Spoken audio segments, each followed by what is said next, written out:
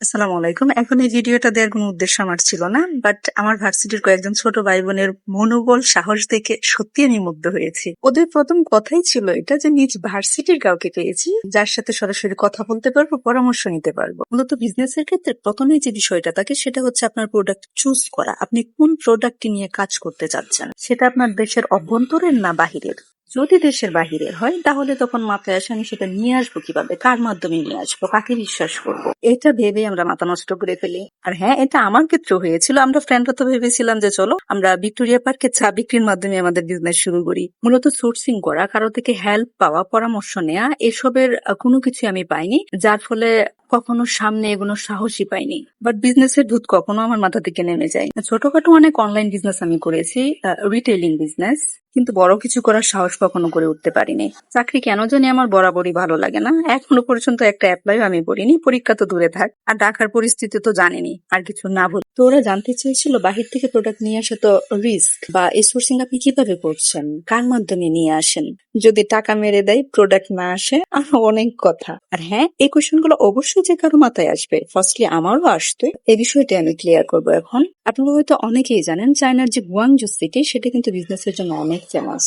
আর আমার দুই বোন গুয়াংজু সিটির হুনান প্রভিন্সে পড়াশোনা করে। ওরা মূলত 2023 সালে ব্যাচেলর প্রোগ্রামের জন্য গিয়েছে। দেন কোথাও যাওয়ার সাথে সাথে তো কিছু করা যায় না, সেখানে সকল কিছু জানতে হয়, দেখতে হয়, বুঝতে হয়। ওখানে যখন ওরা স্টেবল হলো, তারপর আমাকে বললো, আপু একটা কিছু শুরু করা যাক। যেহেতু তুমি বিজনেস করতে চাও, জব তোমার ভালো লাগে না, তো চলো একটা কিছু শুরু করি। মানুষ তো সোর্সিং পায় না, আর আমরা তো সরাসরি নিজের চোখে দেখে তোমাকে দিতে পারবো। তারপর আল্লাহর নাম নিয়ে শুরু করে দিলাম।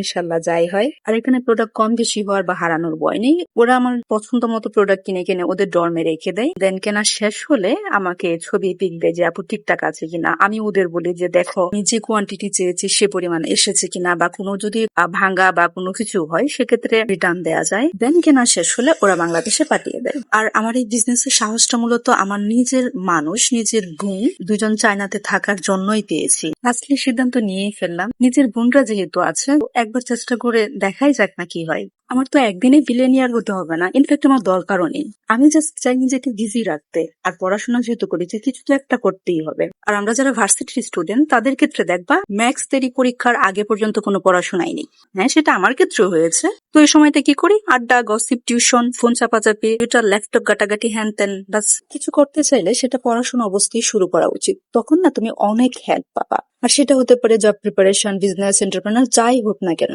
আস্তে আস্তে শুরু করা উচিত। এটাও লক্ষ্য করবা, পড়াশোনা অবস্থায় আমাদের ম্যাক্স ফ্যামিলি কোনো কিছু করার জন্য আমাদের প্রেশারাইজড করে না। ফ্যামিলি সময় দেয়, আমাদের যথেষ্ট সময় দেয়। আর এই সময়টাই আমাদের উচিত নিজেদেরকে গুছিয়ে ফেলা। এখন তো আমাদের সকল আবদার পরিবারের কাছে, বাট একটা সময় আসবে যখন ফ্যামিলির লোকগুলো আমাদের কাছে আবদার করবে। ওই সময়টায় যদি তুমি তাদের কাজে আসতে না পারো, হেল্প করতে না পারো, তাহলে না তোমার নিজেকে অনেক বেশি অপরাধী মনে হবে। এই কথাগুলো আমার ওই ভার্সিটির ছোট ভাই বোনদের বলেছিলাম। ওরা মাশাআল্লাহ খুবই অনুপ্রাণিত হয়েছে। আমার বলা কথাগুলো ওদের অনেক সাহস জুগিয়েছে। আমিও আশাবাদী ওরা ইনশাল্লাহ খুব ভালো কিছু করবে।